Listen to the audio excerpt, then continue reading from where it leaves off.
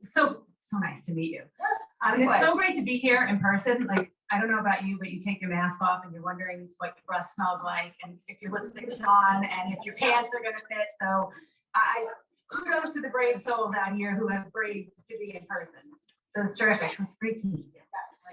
So our friend Lisa has lots of news to share. You may have seen some of the news yesterday with the Barbie partnership with one of their partners, but I won't steal your thunder. So if you want to roll the clip first, what do you think? Let's roll the clip. Sure. Why not? Okay. Hi, everybody. I am Suzanne McNamee, and I'm the head of sales at Publishers Clearinghouse. And I am here today with two very special guests. I'd like to introduce you to Lisa McKnight, who is the SVP Global Head of Barbie and Dolls at Mattel, and also Casey Herbis, who is our CMO for Rocket Mortgage and Rocket Homes. We have a very special preview to bring you all today, and I just want to give a warm welcome to our two guests. And let's warm up the conversation. Let's talk about what we're all here for. We're all here for the Super Bowl and the big game. So Casey, I'm going to throw it over to you. Let's hear from you on what your expectations are with your Super Bowl spot. What makes this year different for Rocket Mortgage and Rocket Homes? Well, thanks, Suzanne. I mean, we're super excited here at Rocket. This will be our fifth Super Bowl campaign with Rocket Mortgage, and for the first year, Rocket Homes. And when we started the creative process 6-7 months ago, the idea that everyone will see here on Sunday, we saw the idea early, and it had featured obviously Barbie, and how excited could we not only be in that room. And as we had the opportunity to get to meet Lisa and the Mattel team, we're like, this idea is gold. I mean, if you think about Super Bowl, world's biggest stage, I don't care if it's your first time or fifth time or even more, you got to make sure your Super Bowl campaign, it's simple, it's epic, it's relevant, and it's unexpected. So we're super excited that this year, unexpected, one is Barbie, one of, if not the most popular, celebrities in the world. It's her first time in the Super Bowl. Anna Kendrick, A-list celebrity, first time in the Super Bowl. Rocket Homes, a real estate company, part of the Rocket family, first time, and Rocket Mortgage, our fifth. So we've got all the perfect ingredients, and we'll be sharing a lot of really cool teasers leading up to the game on Sunday afternoon. And I can't wait for the world to see Barbie, Anna, and Rocket Mortgage, Rocket Homes come to life in our Super Bowl campaign. Well, that sounds like a win, which we love on Super Bowl Sunday. So Lisa, over to you. Tell us, how did Barbie get into this conversation, and what makes her an expert here on the football field? Well, first of all, I can't thank Casey and his team enough for including Barbie, for inviting Barbie to participate and co-star with Anna Kendrick in this epic campaign. It was truly a dream come true when we got the phone call. So thank you again for the opportunity. We are thrilled, loving the way the campaign has come together, loving the collaboration between the teams. And again, I think it is a reflection, as Casey said, that, Barbie is a cultural icon. She's never been more relevant, and it's time for her to finally appear in the big game. That's awesome. Well, I think it is time to maybe show everyone a sneak peek of what we're talking about. I'm so excited we're in the Rocket Super Bowl commercial together. I've just loved you since I was a kid. Not that you're old. I mean, you look great. That's not important. Sorry, ma'am. Ma'am? Miss? I don't know what I should call you. Sorry.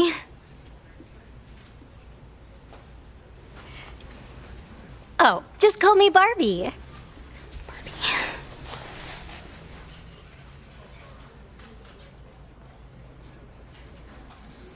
So very exciting. So tell me, Casey, what are you most looking forward to this week? And again, as you're bringing Rocket Homes into the fray here. Yeah, and so, as I mentioned, it's our fifth Super Bowl campaign. Everyone is different. We put a lot of pressure on ourselves, but I can tell you what you just saw there with a teaser is just a snippet of what's to come. When we had the opportunity to meet Lisa and the Barbie team, Anna Kendrick, our director, it is everybody pulling in the same direction. This isn't just like, here's an idea, let's go execute. The Mattel Barbie brand knows that brand better than anybody. We know the Rocket brand, Anna knows her brand. So it's literally a big collaborative effort to pull together not only teasers, but the big spot in the game, all the digital and social content that comes afterwards. It truly has to be a team effort. And that's what I'm so excited about. 6-7 months of hard work. It culminates on Sunday night. And then we turn it to the world of public opinion of, what's great, what's okay, and maybe what didn't do okay. But I'm just so excited to have the world see what we've been working on for the last 6-7 months with Barbie, Anna, and our Rocket Mortgage, Rocket Homes brands. Can't wait. And Lisa, how did you find the whole process turned out? Were you really thrilled with the end result? Was it fun? Oh, so much fun. And honestly, that's what's been great about the journey that we've been on with Barbie, even in the more recent years, over the past 5-6 years, is we have been celebrating the fact that she's a cultural icon and getting more and more comfortable handing the brand over to partners like Rocket and, building on each other's ideas. Obviously, the creative team and the partnership was incredibly professional. There were very specific scripts and storyboards, but certainly along the way, there was ad-libbing and creative calls being made on the spot. That's the beauty also, I would say, again, of hiring amazing talent like Anna Kendrick. The way she delivered her lines, the performances that the team got out of the kids that you're going to see. I mean, anyway, it was very collaborative and very creative. Well, that's great. We can't wait to see the whole thing, and we'll see everybody on Sunday. See you there. Thanks. Looking forward to it.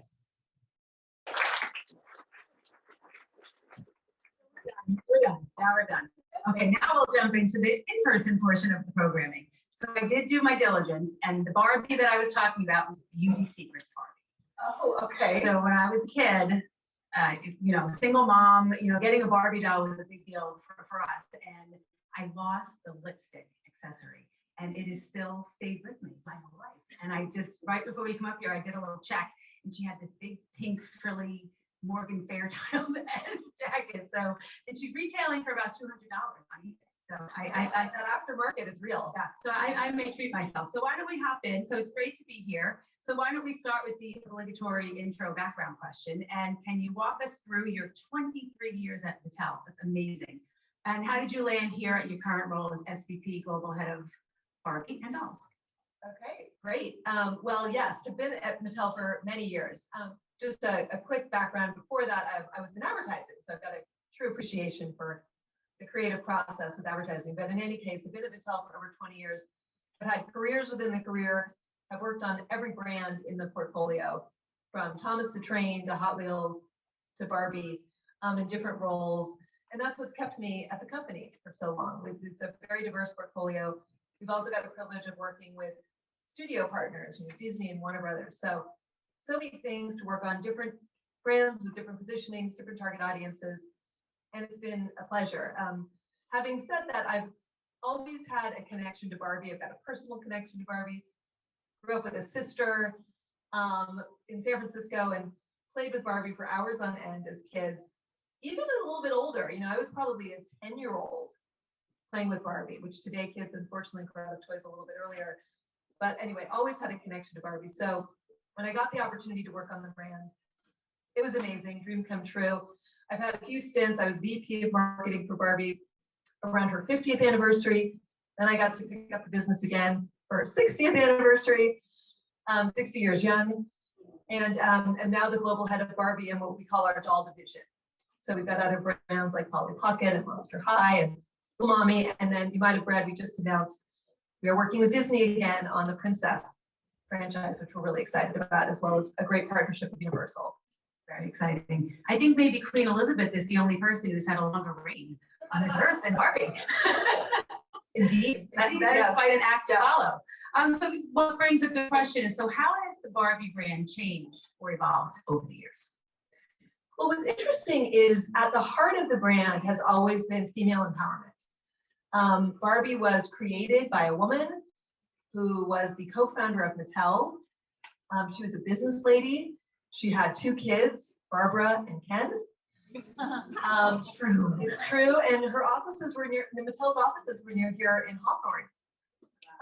So it's an amazing story, and I could spend hours on that. But the idea behind Barbie all along was to give her daughter a way to imagine her future self and to role play different careers, different experiences to help her find her voice. She felt that her daughter was underserved at the time in the toy market. Her son had action figures and was able to pretend to be a doctor, a firefighter, an astronaut. And the only dolls her daughter had were baby dolls. which are wonderful, but they really are limited. They encourage nurturing play, and being a caregiver or a mommy. But she wanted her daughter to have a different type of play experience, so she could imagine other careers and what she could be when she grew up. So that's always been at the heart of the brand. But you can imagine in a 60+ year legacy, sometimes we drift from that, positioning and from that origin and true purpose. And so about 10 years ago, we had drifted, and the playback we were getting on the brand was not positive. Barbie was viewed as not a role model for girls. People were very hung up on her appearance, her body, the fact that there wasn't a lot of diversity in the line. She was viewed as superficial and materialistic. I could go on and on. It was painful. So we knew we needed to do a complete overhaul. But again, we went back to our roots and to the original vision and purpose of the brand. And today, the brand is about empowerment, inclusivity, diversity, and we've made some great headway and progress. That sounds great. So tell us, how has Barbie navigated the pandemic, and what kind of impacts have you seen COVID have on the brand? Well, boy, that's another, I could speak for hours about that. A couple things. First was, like all of us, I'm sure, we all just immediately appreciated that we need to provide comfort for our consumers and for our audience. And so in Barbie's case, mostly it's kids, but also, we wanted to provide comfort to parents. So we immediately assessed all of our marketing, all of our communication strategies, and overhauled everything and made sure that we were in service of girls and kids that play with dolls and parents. We on social immediately had Barbie in first person start reflecting what we were all doing. Barbie started to bake banana bread. Barbie cut her own bangs, and they looked horrible. And then when Barbie went outside, because we have the social channel at Barbie Style, and she's a woke influencer. When she went outside, she wore a mask. And so we tried to do good, positive role modeling literally through that channel, which was also very interesting. That's awesome. So Barbie has a sourdough starter. Is that what you're saying? Yes. Okay, got it. That's a good one. This may come out of left field a little bit, but the conversation previous kind of is spurring the conversation back here. Right? Has Barbie arrived in the metaverse yet? Well, I would say Barbie is present in the digital world, in the kids gaming space. She's quite prevalent. We also just recently launched 3 NFTs in partnership with the luxury fashion house Balmain. If you can believe it. $27,000 for one of our NFTs. Amazing. And so if those are the ingredients of the metaverse, I know it's a bigger term and it's a bigger world and universe, but we're really trying to be there. And then we're working on a lot of other initiatives to make sure that she's present, because we have to go where our consumers are. It sounds like you got some of the buzzwords right. So I hope so. That's good. I think that's a win. So let's see. Tell us what the future holds for the Barbie, besides the metaverse. Well, to circle back to the big game, that's the future. That's in a few days, and this is a big milestone for us. So could not be more excited about her appearance. And again, it's a good example of how we're always trying to push the boundaries and say yes more than say no to opportunities that come our way. Having said that, what I'll also share is sports aren't new to Barbie, even though I know it might feel weird that I'm representing Barbie at the sports marketing event. But we celebrate female athletes, and we've had a great track record creating dolls in the likeness of these athletes, because part of our mission is to show girls that they can be anything by creating these inspiring dolls. So we've got a beautiful doll in partnership with Naomi Osaka. We've worked with a lot of soccer stars, Alex Morgan recently, gymnast Gabby Douglas, Ibtihaj Mohammed. So love being in the sports space. And right now, back to what's Barbie's plans for the future, I'm obsessed with the Olympics. So of course, we've got our eye on a couple of these hot shots, you know, and winning golds. And so anyway, always looking at things like that. But bigger picture, I would say again, Barbie's going to go where culture goes. That is when we're at our best, when we're connecting to culture and we're showing up in areas that are topical, timely, and of the moment. So we have a bunch of career-minded folks in the room. So that's a neat data point that there's been over 200 different Barbie career dolls. Tell us a little bit more about the inspiration behind those lines. Do you have a personal favorite? Well, yes, I've got two personal favorites. So the first career that Barbie ever had was as an astronaut. And that was introduced in 1962, before Neil Armstrong went to the moon. So that just shows again how progressive the brand was back in that time. So that's a near and dear one to me. But on an even more personal note, we introduced Judge Barbie a few years ago in a program that we call our Career of the Year. And that's all about shining a light on careers where women are underrepresented. And interestingly, there's only about 20% female judges. And my father's a judge. So anyway, it all sort of came together, and I know a lot of his colleagues that are women, and I'm very impressed. So Judge Barbie's one of my favorites. I love that. That's amazing.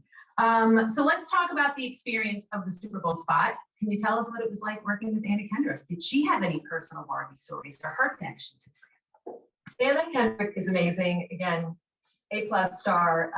First of all, really kind with the kids that she interacts with, that you'll see in the spot itself, which is lovely to see. Really great role model to these kids, coaching them, giving them help. That was really fun, kind of behind the scenes. But she's a Barbie fan. She's got the classic Barbie story that many of us have, where, you know, cut off all the hair, didn't grow back, you know, covered the doll in a black Sharpie pen, and all those stories. But she's a Barbie fan, and she was a pro. And again, what was fun was to see her comedic timing. I mean, again, the way she delivered these lines, she improv'd a lot. It was great. So you had mentioned in your words, Barbie is a woke influencer. How does that phrase work with the core values behind the Barbie brand? And how do you plot that course forward?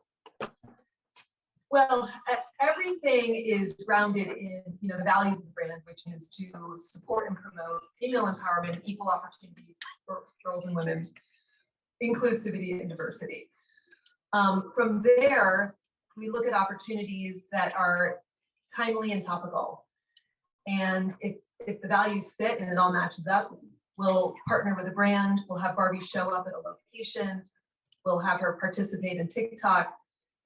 You know, but again, everything has to sort of immediately deliver on the macro purpose of the brand. I probably should have researched this before, but is Barbie on TikTok? And what is Barbie's TikTok? Yes, we just launched a TikTok channel for Barbie and her best friend, Brooklyn. And that was launched in the fall of last year, and it's doing really well. And they're just mimicking fun stuff that, you know, real people are doing on TikTok, and it's really entertaining. I'll be sure to follow it, or I'll have my kids follow it because they don't want me on TikTok. Well, in fact, I will share a little tease. One of the Super Bowl teasers that's coming out is, which I think I can share because it's coming out soon, is with Anna Kendrick and Barbie having a staring contest. It's the TikTok challenge, so it's very Let cute. me guess that Barbie wins that by a landslide is my guess. I love it. Let's see. I have a list of questions, but is there anything that I haven't touched on that now that you're here today that you feel inspired to talk about? I would just say again, well, first of all, I'm inspired by all of you. It's great to be here. It's great to continue to learn and to grow. And I think that to circle back to why I've been at Mattel for so many years is because I continue to learn and grow. And I know what I don't know, and that's definitely the NFT space.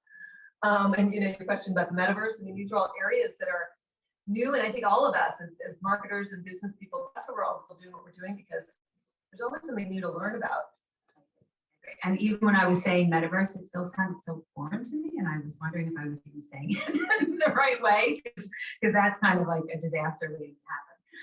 So let's talk a little bit about the Barbie and the luxury fashion collaborative. So how do you have Barbie go from a Super Bowl commercial to, being an on-trend influencer? And do you think that people are very receptive to Barbie being down those multiple channels?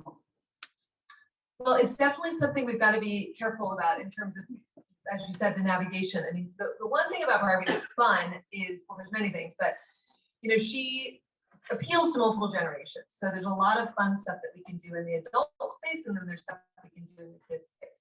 We've got people that are fans of Barbies that are adults. We've got parents that buy Barbies for their kids. So even with adults, there's different audiences, which is fun. Barbie's origin is a fashion doll.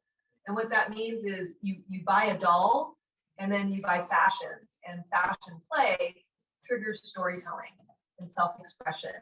And that's the play pattern of Barbie. And so throughout the decades, we've had some really interesting relationships with designers. There are people that want to dress Barbie.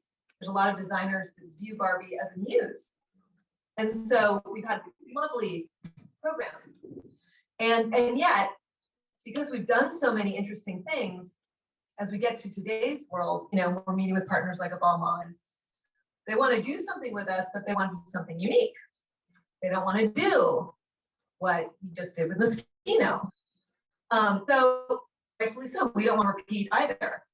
So anyway, that was how this whole conversation started. In addition, Olivier, who's the creative lead at Balmain, had a really heartwarming story about Barbie. So whenever these partnerships come from an authentic place, it's really powerful. And he sort of explored his identity as a child playing through Barbie, and wanted to make sure that through this collection that he created, there was gender fluidity in the apparel, and that it was an inclusive line where everyone's welcome. And we loved that. So that was sort of how this program worked. And so we did a adult real fashion line capsule program, and then we created 3 NFTs. We did not create a physical doll, even though then you go on social and everyone's like, where's the doll? Everyone wants a doll. But anyway, it was an amazing collaboration. So I think you raised a good point, and that was being authentic, right? Authentic to the brand. But it does seem like Barbie can be authentic and pretty flexible, at the same time. What are the kind of things that maybe put you on alert when people may approach you with a partnership and you just like, that's not authentic to the brand? Like, is it an easy thing to explain to potential partners, like what that authenticity means to Barbie? Yes, it is. I mean, one area that we have to navigate a lot is, especially in the United States, is politics. And there are certain organizations and brands that we love, maybe personally, maybe even as an organization, but they're too politically charged. And we don't have a political agenda other than, of course, we believe in empowerment, kindness, inclusivity, but Barbie sells as many dolls in red states as we do in blue states. And, we just have to be careful about aligning ourselves with a brand or a company that wants to become too assertive in a certain way. Again, it's tough because we do have a value system that we don't want to dismiss, but it's a very tricky space. I'm sure many of us are dealing with it right now. Should we open up the floor to questions? Does anyone have any questions for Lisa? Right, please. I'm curious about, I just recall the conversation that Barbie had on social last year around racism. And I was just curious, more from an insider, if you could share anything about what the conversations that were had internally to decide how to address that topic, especially with a primarily youthful audience, and young audience. I'm just curious about how that experience went. Yes, thank you for asking. We have a YouTube channel, and on the YouTube channel, one of our series is called Barbie Vlogger. This is another area where Barbie shows up in first person in animation, and she has guests, and she talks about issues. And in the May-June time period of 2020, when obviously Black Lives Matter and all the social unrest and social conversation was happening around the marginalization and systemic racism that was happening with the Black community. We felt like we needed to do something, and we needed to figure out a way to bring this message to our audience, which is mostly kids, but also there's co-viewing, in a safe way, but in an informed way. To be completely candid, we work with an amazing cultural consultant.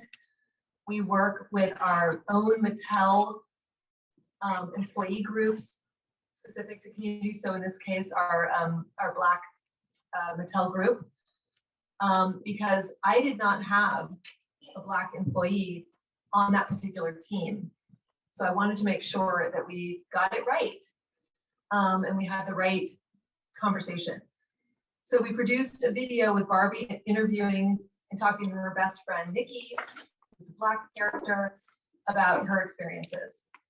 And it was heartfelt, but it wasn't, it was, I thought it hit the right tone of being informative and very sensitive, but also for kids. So there was accessibility, and it took off on social. It was just lightning in a bottle, and triggered a ton of additional follow-up and conversations, and just thank God it landed well, because it would have been awful if it didn't, and couldn't be more proud of how the brand showed up in that content.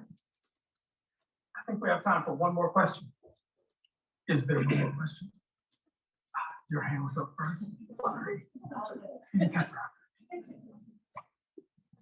Hi, Lisa. I'm Nicole McCormack, and I'm with Team Step, which is a youth sports management platform. So I love when you talk about female empowerment and celebrating female athletes.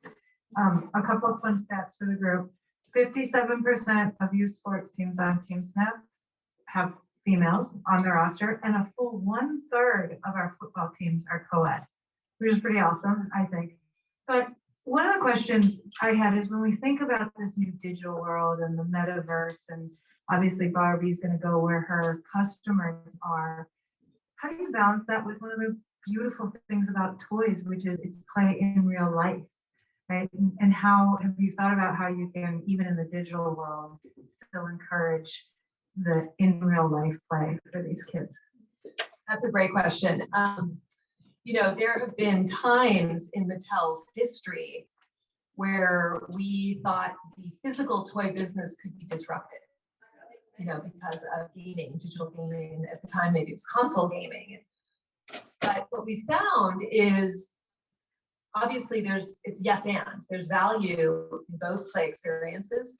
And what we try to do on Barbie, I'll give you a specific example, is leverage the whole ecosystem. So one of the best selling toys in the Barbie line is actually the #1 toy in the US, is the Barbie Dream House. And it provides kids with hours of open-ended play experiences. And that's why parents buy it repeatedly, because it's just great value. Not easy for parents to assemble. That's a whole nother thing that we have to work on. We're getting better. But anyway, we then created a Netflix animated series called Barbie Life in Dreamhouse, or Dreamhouse Adventures. And then we've created a Dreamhouse Adventures app. And what happens is they all fuel each other. So the physical toy had its best year in 20 years of sales last year, because of the surround sound and the engagement that kids have with content that reinforces the dream house, the story starters that we provide. So it's really fascinating. You can get the ecosystem to work like that. Awesome. Everyone, give some love to